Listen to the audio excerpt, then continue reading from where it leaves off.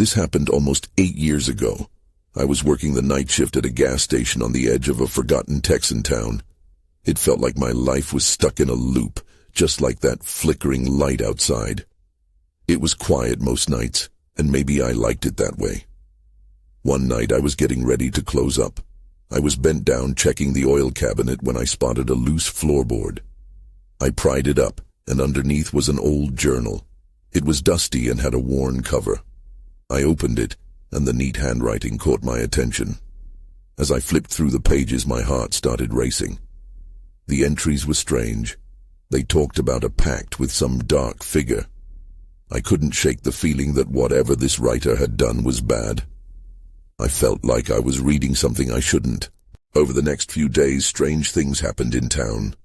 The fields, which used to be green, turned brown. People acted odd, like they weren't themselves. I started hearing whispers in the dark.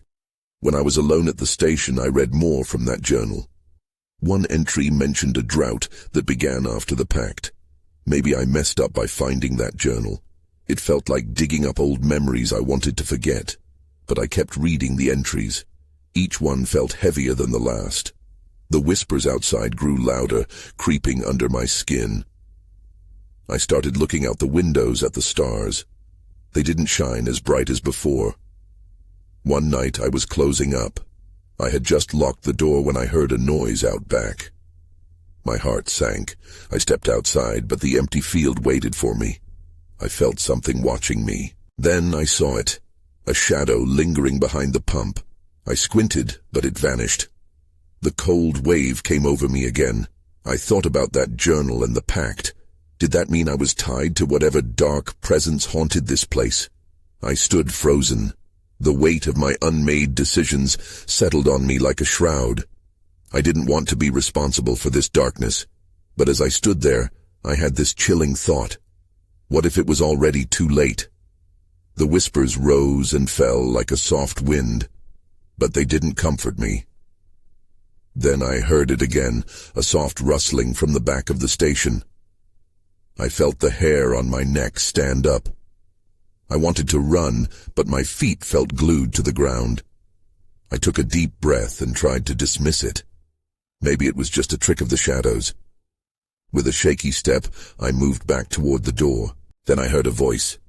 It whispered my name, dragging me back. Fear gripped me. I turned to look, but nothing was there. The field remained still, an empty scar in the night. I stumbled over my feet, my heart racing. As I stood there, I couldn't shake the feeling that something was waiting for me, lurking in the shadows. Then out of the corner of my eye, I saw something move, and I wasn't sure if it was real or just the shadows playing tricks on me. I stumbled back into the gas station, slamming the door behind me. The sudden sound echoed in the stillness, making me flinch. I leaned against the cool metal for a moment, trying to catch my breath. The whispers had faded, but I still felt their presence lurking just outside. I locked the door, heart pounding. The last thing I needed was to let whatever was out there inside. I glanced at the journal on the counter. It was still open, as if it were inviting me to read more. I thought about the pact the writer described. What had they done to unleash such darkness? Did their actions tie me to this mess? As I tried to shake off my fear, a chill swept through the room. The lights above flickered, and I shivered. My fingers brushed against the pages of the journal. I hesitated for just a second before flipping it to the next entry. It was dated a week before the drought began. The land cries for its sacrifice, it read. I frowned. What sacrifice? My stomach twisted and the whispers returned, swirling around the edges of my mind. I had to know more, but the urge to put the journal down was strong. Just then, the flickering stopped, and the lights shone bright again. I sighed in relief, but then the air shifted. I heard a distinct sound. A footstep outside. It was faint, but it was there. I froze, my eyes darting to the large glass windows. I couldn't see anything yet. Panic surged in my chest. What if it was someone from town? What if it was something else? I grabbed a flashlight from under the counter and pointed it towards the door. My hands trembled and I felt foolish, but I had to know. I crept to the window and peered outside. My heart sank. A figure stood near the pumps. It was tall and thin, wrapped in darkness even in the light's glow. The form shifted, revealing a face, but it was too dark to make out any features. I blinked, hoping it would disappear, but it stayed there, staring at me. Then I noticed something glinting in its hand. A knife? An offering? The unease in my stomach tightened. Had it come for me? Before I could react, the figure raised its hand, and suddenly a high-pitched laugh cut through the night, echoing in my ears. It was accompanied by the whispers, growing louder and more urgent. I stumbled back in shock, almost dropping the flashlight. I dashed to the door, but my instinct screamed at me to stay put. I couldn't let it in, whatever it was. Pressing my back against the wall, I struggled to gather my thoughts. I felt an overwhelming sense of dread wash over me, like I was being pulled into something far deeper than I had expected. Then I remembered the last entry in the journal, the one I had skipped. Without thinking, I flipped to it. My breath hitched as I read the words. To confront the darkness. Reveal your truth. I didn't even know what that meant, but I had a choice to make. Before I could process it, the figure moved closer, just outside the lamplight. It seemed to swerve and just fade into the shadows. My heart pounded. I felt the weight of the journal in my hands. I had to confront whatever was happening. But did that mean revealing who I truly was? Just then, the lights above went out completely, plunging me into a disorienting darkness. I stood frozen in the dark, with only the faint sound of my own breathing to keep me company. The silence was suffocating.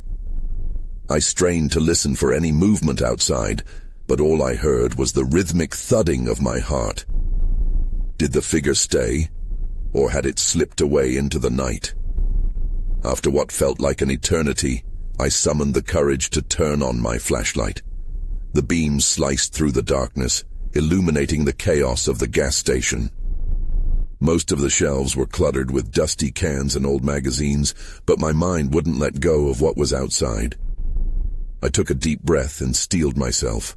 I made my way back to the windows, keeping the light close. I was hyper-aware of the journal still in my hands. Reveal your truth. The words echoed in my mind like a mantra. What truth? All I felt was fear. Peering through the glass again, I scanned the parking lot. My heart sank further when I saw the figure still standing by the pumps, now more still than before. Its hand was still raised, but the knife had vanished. I shifted my weight, trying to decide whether I should call out, or if that would only escalate whatever was happening. A bolt of confidence led me to shout, "Who are you?" The words echoed back at me, amplifying my uncertainty. But instead of an answer, I heard a low whisper that felt almost like breathing. The voice was unnaturally close as it wrapped around me, sending chills through my spine. "I know you." The flashlight flickered, and the beam faltered. I cursed under my breath, smacking it against my palm, but it only dimmed further. Panic surged again, and I fought the urge to bolt to the back room. Just then, the lights roared back to life, illuminating the station once more. But as I turned back to the window, the figure was gone. I felt an unsettling mix of relief and dread. Had I imagined it? I wasn't sure, but I needed to know if it was all real. The journal felt like a weight. Sliding onto the counter, I flipped through the pages again, desperate for answers. Each entry pulled me deeper into its dark narrative, revealing sketches of twisted rituals and desperate whispers from the earth itself. Then, I stumbled upon something new. An illustration of a figure resembling the one I'd seen outside. It stood amidst a barren landscape, surrounded by crows and dark, swirling mist. Beneath it, in shaky letters, it read, "Bound by blood. The whisper's answer." I recoiled. Blood. What kind of bond was this? My mind raced. What had this writer done to invoke such a thing? Suddenly a loud bang rattled the station, causing me to jump. I swung around, flashlight beam darting toward the door. Someone had thrown something against it. My breath quickened. I took a step back, heart racing as the whispers returned, louder than ever. They filled the room, and with them came another sensation, a sense of urgency, as if the dark figure was demanding my attention once again. That's when I heard it, a scratching at the door. My pulse quickened. I was being summoned. The scratching continued. It echoed like nails on a chalkboard, growing more frantic with each passing moment.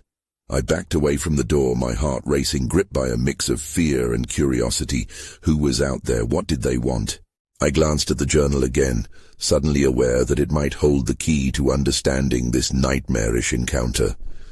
The frantic whispers pulsed in my ears, urging me to reconnect with the pages. As I flipped through the entries, I caught sight of a crude drawing resembling a twisted figure with crows circling above it. The caption read, "They come when the blood calls." A chill wrapped around me. Was it blood they wanted? My hands trembled as I moved to the front window, peering out into the darkness, half expecting to see the figure return. Instead, the night was still save for the trees swaying gently in the wind. Then, the scratching stopped. Silence fell like a heavy blanket, smothering the air. My breathing grew louder and I felt weight pressing down on my chest. Then, a voice cut through the quiet. "Let me in." I jolted back, startled. The voice was familiar, even though I couldn't place it. My thoughts raced to friends or family, but none of their faces came to mind. I didn't want to answer. I wanted to run, but there was no way out. The door was my only barrier against the unknown. "Who are you?" I called out, my voice shaky but firm. "What do you want?" "I want to help you," the voice replied, but it had an uncanny edge, full of promise and danger. "You must embrace the bound. Only then will you understand." What did it mean to embrace the bound? My mind flashed back to the journal's ominous words. Could the figure outside be connected to whatever had happened in the past? The whispers intensified, almost in response to my uncertainty. Just then, the lights flickered again. My heart thumped violently in my chest as the visions danced behind my eyes. A memory surfaced. A face I hadn't seen in years. A friend lost to something dark and powerful. "Is this about Mark?" I shouted into the dark. "Did you bring him back?" "It's about all of us," the voice whispered, sharp and insistent. "Bound by blood." I took a shaky step back towards the counter. The truth lodged itself in my throat. Had Mark made a pact long before his disappearance?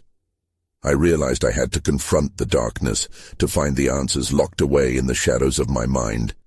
And perhaps, in those pages. Just then, a loud crash erupted from the door, jolting me into action. I rushed to the window, my breath hitching. That's when I saw it. A bloody handprint smeared against the glass. Fear turned to desperation. I had to know the truth. But as I turned back to the journal, one thought fought its way to the surface. If I opened the door, there would be no turning back. I stood frozen, staring at the bloody handprint smeared against the glass. The reality of it clawed at me. How had I gotten to this point? I was alone, and yet I could feel the heaviness of unseen eyes watching me, waiting for a decision. Time seemed suspended as uncertainty wrapped around my throat. I glanced back to the journal, almost as if it would provide answers to my frantic questions. The phrase, "bound by blood," echoed in my head, and I wondered if that was the key. Could it be related to Mark? Did he understand something that I did not? My fingers trembled as I flipped through the pages again, searching for clues. The more I read, the more I felt drawn to the figure in the drawing. It felt alive, taunting me. Voices swirled in my mind, each one barely audible but insistent. "Let me in." They beckoned softly, a broken chorus that hung in the air. The lights flickered once more. But this time they died completely, plunging the room into darkness. Panic surged. I fumbled for my phone, its faint glow illuminating the mess of the desk, papers scattered like fallen leaves in a storm. I needed light. I needed a way to push back against the void that surrounded me. The whispering grew louder as I sunk deeper into the shadows, each noise pulling me closer to the truth. "Open the door," the voice repeated, a plea that almost felt urgent now. "Embrace the bound." I squeezed my eyes shut, wishing to silence the chaos. I felt the weight of the past pressing down on me, demanding attention. The scratching began again, more insistent, like a desperate hand clawing at the door from the other side. It felt as if 1,000 mysteries swirled around me, teasing but never revealing their secrets. Then I heard it. A soft, feminine voice brushed against my ear. "Mark didn't want to leave you behind." I whipped around, but there was no one there. My heart raced. Who was speaking? Was this truly a figment of my imagination or something more sinister? "Mark? What did you mean?" I called out, my voice trembling. The darkness answered in silence, thick and oppressive. Suddenly the front door rattled violently, as if something desperately wanted to force its way inside. I jumped back, mind racing. It couldn't be Mark. He was gone. Whatever it was, it didn't belong here. The journal slipped from my hands and landed with a thud, the pages flapping open. I stepped forward, drawn to it. That was when the reality hit me. I didn't know if I could trust the voice I heard. Had I already crossed a line I wouldn't be able to uncross? I picked up the journal and read the last line I had ignored. "To break the cycle, you must bleed." My stomach churned as I put it down. Without hesitating, I approached the door. I was terrified, but some force compelled me to act. I placed my hand on the cold metal handle. I had to know who or what was desperate to come inside. With a deep breath, I turned the handle. Just as the door opened, something grabbed my ankle from the shadows. I stumbled back, heart racing. I had opened a door I couldn't close. I fell backward, my back hitting the floor with a heavy thud. My breath caught in my throat as panic surged through me. I looked down to see nothing grasping my ankle, but the sensation lingered like an echo. What had just happened? I scrambled to my feet, my pulse pounding in my ears. The darkness enveloped me, feeling thicker than before. I needed to get out of this room, but I couldn't turn my back on the door. Instead, I searched the space for something, anything to provide comfort. My phone's weak light flickered defiantly, illuminating the chaos of the room. I glanced over my shoulder, half expecting to see a figure standing behind me, but the corner remained silent. I crossed the room, my footsteps quiet against the floor. The journal lay open on the desk. I couldn't resist the urge to read more. Maybe a passage would clarify this torment. My fingers skimmed over the pages until I found a section marked with a tear, as if someone had ripped it to keep a secret. "Bloodbinds," I read aloud, my voice shaking. "Those in the cycle must seek redemption." I frowned at the words. The cycle. Was this some twisted game? Suddenly I heard a soft rustling noise coming from the window. I froze, heart racing. What if it was something outside searching for a way in? My instinct screamed at me to hide, but curiosity won over fear. I approached the window cautiously. When I pulled the curtain aside, I felt a chill wash over me. The yard looked desolate, shadows dancing unnaturally under the moonlight. Then I saw it, a figure standing near the edge of the trees. It was tall and shrouded in darkness, but I could see its eyes reflecting the light. They were wide, almost pleading. "Please, you need to come with me," echoed the voice I thought I heard earlier, now clearer and more urgent. The hairs on my arms stood up. They're coming. Who were they? My thoughts raced. I didn't know who or what to trust anymore. My instincts were torn between flight and surrender. I took a step back from the window, shaking my head slowly. This couldn't be real. But then the door creaked open wide behind me, and I turned to find the hallway stretching dark and infinite. A deep breath filled my lungs, but it brought no comfort. I stood between two terrors, one waiting outside and the other lurking in the shadows of my house. "Come on," the voice continued. "If you don't, you'll be trapped, bound by blood." Those words rang in my ears, wrapping around my mind like a vice. The figure's eyes still bore into me, urging me to make a choice. My heart thudded painfully against my ribcage. I knew that I needed to move, but I felt paralyzed, caught in a web of confusion and dread. I thought of Mark and the whispers of loss that haunted this place. Was I meant to follow this figure into the night? Or was that what they wanted? Just as I prepared to make a decision, a loud crash echoed from the back of the house. The sound shattered my fragile bravery, and I realized time was running out. Someone was in the house, and they weren't there to help. I dashed away from the window, away from the figure that somehow felt both inviting and dangerous. The darkness swallowed me, but I couldn't linger. That crash had been too loud, too close. I moved toward the hallway, each step heavy with uncertainty. The air felt charged, almost electric. As I crept toward the sound, I tried to silence the thoughts racing in my mind. What if it was someone from the outside? Or even worse, what if it was something? I rushed down the hallway, keeping a tight grip on my phone. The little light flickered erratically, just as my heart did. The back door lay ajar, swinging gently as if someone had already stepped outside. I glanced behind me, half expecting the figure to still be there, but the window was empty. I pressed my back against the wall and edged forward, my pulse quickening with every creak of the floorboards beneath me.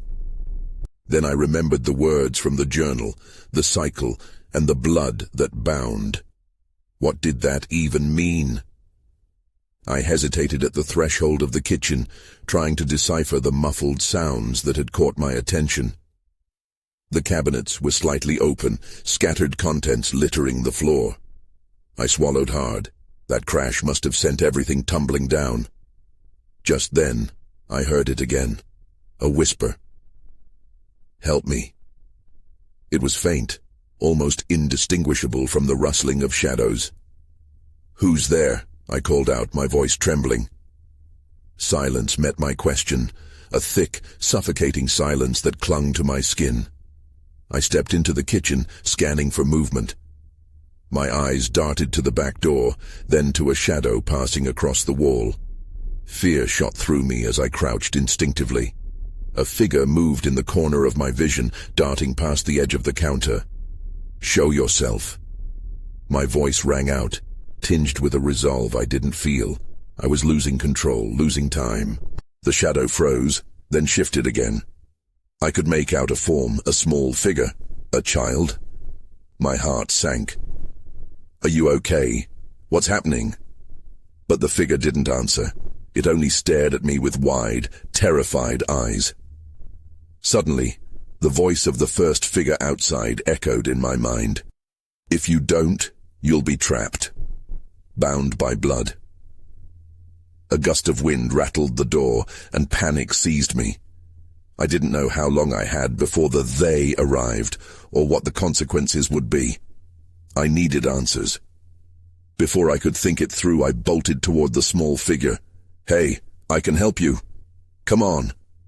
But as I approached, the child stepped back, revealing a backdrop of darkness seemed to seep in from between the cabinets. And just like that, the light from my phone flickered and died. My heart raced, and in that darkness, I felt the weight of eyes upon me, a sensation that clawed at my sanity. It was then everything went quiet, a stillness that felt wrong, too wrong. I knew I had to act. So many questions swirled. What was happening to this place? Who was the child? I reached out into the dark, praying not to meet an unseen threat. But before I could grab hold, I heard the door slam shut. The echoes of that sound ricocheted in my skull as panic surged through me again. I was trapped. Not just in the house, but in something much larger. And whatever it was, it had all been waiting for me. My eyes strained to adjust to the thick darkness enveloping me. I could barely see, let alone make sense of my surroundings. The cold air nipped at my skin, heightening my senses, but it also stoked my fear. I felt wildly disoriented, as if the very walls of the kitchen were shifting. "Hello?" I called out again, softer this time. No response came, just the unsettling echo of my voice, swallowed by the night. I needed to find a way to the door, but the shadow of the child was gone. Had it even been there? I took a cautious step forward, my foot nudging something cold and hard. A can that rolled away with a clatter. I flinched, every sound amplifying the tension in the air. I couldn't shake the sensation that something was moving in the darkness, something that didn't want to be seen. My instinct screamed at me to retreat, but I drew a breath and forced myself to stay still, listening. Suddenly, I heard soft giggles, whispering like an underground current. They were close. I strained to focus, pushing back the fear that clutched at my throat. The giggles escalated, growing more taunting each second, and with them came a shift. A heat radiated from the center of the kitchen, almost like a flame igniting from an unknown source. Before I could process it, there was a flicker, a brief lapse in the dark, and then shapes materialized in the air around me. Faces that shifted, twisted, and melted into one another. They grinned with sharp clarity, eyes wide, burning flames where mouths should be. I staggered back against the countertop, the cool metal striking my skin. "Who are you?" I shouted, desperate now. My hands scrambled to find purchase, to push the impossibility away, but their laughter continued, relentless and maddening. The heat intensified, and suddenly one face broke away from the throng, stepping closer. It had the features of a child, familiar and yet entirely wrong, eyes gleaming with a malevolent light. "You shouldn't have come here," it crooned in a voice that was definitely not the soft whisper of the child I'd seen earlier. "You've awoken the cycle." My heart pounded like a drum in my ears. The cycle? Was that what the journal had warned about? A wave of anger surged within me. "What do you mean?" I demanded. "What cycle?" The child figure tilted its head, the smile narrowing into something predatory. "The blood binds us to this place. You belong now just like them, all of them." It raised a hand, pointing toward the shadows, and suddenly the faces became clear. Dozens of childlike figures trapped just beyond the reach of my light, their faces twisted and distorted with despair. A frigid wave of realization crashed over me. I wasn't just another visitor. I was part of this chilling narrative. I had entered their world, and now they were drawing me into their tragic story. Before I could react, the temperature dropped. A hollow laugh echoed through the kitchen as everything began to swirl, darkness folding in on itself. I braced for impact, expecting the worst. Then it hit me. I had to leave. I needed to break free before it was too late. Rushing towards the door, I felt an unseen force tugging at me, a desperate pull that threatened to hold me back. I pushed against it with every ounce of strength I had left. Just as I touched the door's handle, I felt a cold whisper against my ear. "You can't escape the bond, not now." Then everything went dark again. When the darkness faded, I found myself sprawled on the kitchen floor. My heart raced and panic clawed at my throat. I was still alone, or at least it felt that way. I blinked rapidly, trying to make sense of the world around me. The kitchen seemed unchanged, yet the air was thick with something new, a palpable tension that made my skin crawl. "Get up," I muttered to myself. I needed to move. I pushed myself off the floor and stumbled to the light switch, my fingers trembling as I flicked it up. A single bulb flickered before illuminating the space in a harsh, sterile glow. The faces were gone, their laughter reduced to an unsettling hum in my ears. But the child's warning echoed persistently. "You've awoken the cycle." I tried to shake it off, to reason my way back to sanity, but a chill pressed in against my chest. This wasn't just a wild nightmare. I walked over to the door, the one I desperately reached for before everything had spiraled into darkness. The handle felt cold, but there was no turning back. I needed answers. I opened the door slowly, half expecting a wave of shadowy figures to flood in. Instead, the hallway beyond was empty.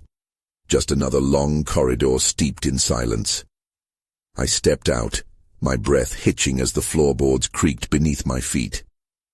Moving towards the front of the house, I felt an unsettling pull, as if the walls were whispering secrets meant for ears other than mine. I hesitated and glanced back at the kitchen. The door to the basement, which I hadn't noticed before, stood slightly ajar, a darkness that seemed hungry for light. I flinched, the memory of the child's face flashing through my mind. If the cycle was real, the basement might hold the answers I needed, or worse. Ignoring the instinct to flee, I took a deep breath and approached the door. A chill seeped into my bones as I grasped the handle. With a determined push, it swung open, revealing a staircase leading down into the unknown. I felt a current pulling me downward, compelling me to discover whatever lay beneath. "Just get in and get out," I told myself. But as I stepped onto the top stair, a rush of air blew past me, bringing with it the sound of distant whispers. Panic set in again, and any confidence I had began to fray. Then, as if guided by some unseen force, a pale light flickered at the bottom of the stairs. I squinted into the darkness and could barely make out the shape of a small table. On it sat a weathered book, its pages fluttering as if stirred by a breeze, beckoning me closer. Maybe it will help me understand, I thought, adrenaline fueling my steps. But as I reached the last step, the door slammed shut above me with a resounding bang. The thud echoed in the confined space, and I froze, fear washing over me. I was alone in the dark, surrounded by the unknown. The whispers grew louder, rising in a chaotic chorus. I didn't belong here, yet something deep inside whispered that this was only the beginning. And then a child's voice broke through, clear and piercing. "You've come to join us, haven't you?" My heart sank. I turned slowly, dread pooling in my stomach. I realized then that my journey had only just begun, and I was far from being in control. I stood frozen on the last stair, my instincts screaming at me to turn back, but the whispers had taken on a tone of urgency, a hymn calling me deeper into the abyss. The flickering light seemed to pulse with the rhythm of my heartbeat, urging me toward the small table. I took a hesitant step forward, reminded of the lingering weight of the journal, the revelations I still sought. I reached the table, leaning closer to examine the book. Its cover bore no title, just a worn leather exterior marred by age. I placed my trembling hand on it, half expecting a shock, but felt only an unusual warmth pulse beneath my skin. I drew in a breath and opened it, pages crinkling as they revealed more of the darkness that had enveloped me. Words leaped out at me, frantic and disjointed, fragments of descriptions that mirrored the figures I'd seen, the eerie whispers that echoed around me. One entry stood out, speaking of sacrifices and the binding of souls. The binding. A chill trickled down my spine. Was that the cycle? Was my blood truly intertwined with something malevolent? Then the whispers intensified, creeping in from all directions, becoming a cacophony of voices, each demanding attention, each pleading for release. I couldn't discern one from another, and as my panic surged, the basement seemed to shrink. Shadows danced around me, each flickering light revealing glimpses of those anguished faces I had seen before. The children trapped in this cycle, a twisted fate woven into their existence. "Help us!" One voice broke through, filled with longing and desperation. The sound jolted me. "You have to break it. You're the key." Before I could comprehend what it meant, the temperature plummeted and the ground trembled beneath my feet, as if the house itself was awakening from slumber. I sunk deeper into fear, overwhelmed by the realization that they were all counting on me, counting on some hidden power within, waiting to be unleashed. Yet with each word I read, the weight of it bore down on me. I could feel something pulling at the edges of my consciousness. "I don't even know how," I whispered. "What can I do?" The moment silence hesitated, a faint memory flared in my mind. Mark's face, a memory that faded with time. Despite the terror gripping me, I desperately searched for understanding. What had he known? What dark pact had he forged? Suddenly the whispers rose in pitch again, urgency returning. "He is waiting," they cried. In that instant the voices coalesced to form something cohesive. "You have to confront the darkness." "What darkness?" I shouted, feeling simultaneously foolish and brave. I needed answers, clarity. And just like that, the book flipped to a specific page on its own, the words glinting menacingly in the dim light. "The one who calls must face their own." My heart raced. It was true. I would need to confront not only the entity sitting in the shadows, but the shadows within myself. What did I have hidden away? The basement shook violently, forcing me into a crouch as the whispers turned into laughter, teasing and cruel. I stumbled back, nearly losing my grip on the book. "No!" I shouted, desperation clawing my throat. "I'm not ready." Yet before the words had fully left my lips, the darkness exploded inward. Figures emerged from the void, twisting and writhing, their features blending into a grotesque amalgamation of every child that had suffered, every spirit lost. Their eyes shone with endless sorrow, faces stretching with longing, and I felt my heart break for them. I had to fight back. My voice gained strength despite my terror. "If I'm to help you, I need to know what to do." The air turned electric as the laughter ceased. In an instant, the room fell quiet. "Face the truth," the voice stated, softer yet commanding. I felt the burning desire to tear through the layers of fear. As I steadied myself, I realized this trial was mine to face. I inhaled deeply, focusing on the warmth of the book beneath my fingers. The moment I accepted it, a sensation unfolded within, a gelid stream mingled with embers. "I accept," I declared resolutely. "I accept this truth."